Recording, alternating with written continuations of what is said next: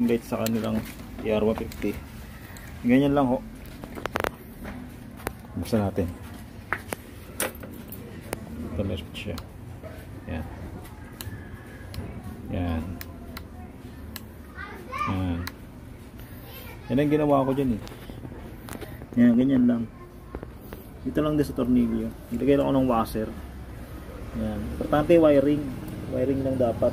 Babaklasin to. Babaklasin to. Hanap kayo ng ano, tawag doon. Nung 12 volts na abang sa ignition.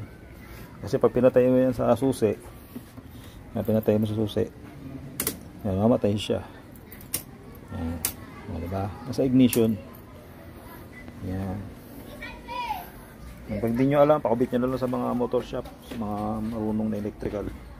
O, diba? Napakasimple lang. Hindi nyo kailangan ng ano, ng tawag doon, ng side skirt, tawag doon. Tawag doon, yung bakal na sa gilid. Kalimutan ko tawag doon eh. Yan, binili ko sa Shopee, mga 281 yata ito. Yan, ganyan ang tornilyo. Yan lang oh. Pinalitan ko lang ng mahaba. Yan. O, yan oh. Yan. Parehas na ng tornilyo dito. Yan. Kung hindi kaya, mahaba. Yan, ganyan lang. Yan. Tapos binigay ng ganitong switch. Domino switch. High low din eh. Low, high natin. Yan. Pag sa gitna is off. Low, high.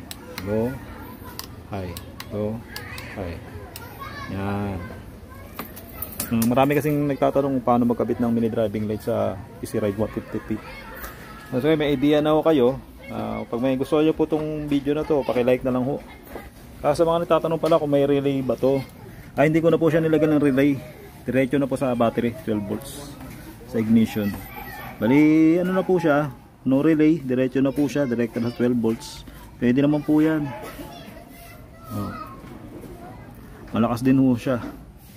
Yan tinatawag na simplified mini driving light. So may idea na ho kayo. Pag may gusto nyo po itong video na to, paki-like na lang ho. And mag-isuyo na rin ho, subscribe sa aking channel. Para marami po tayong video na magawa. Salamat po.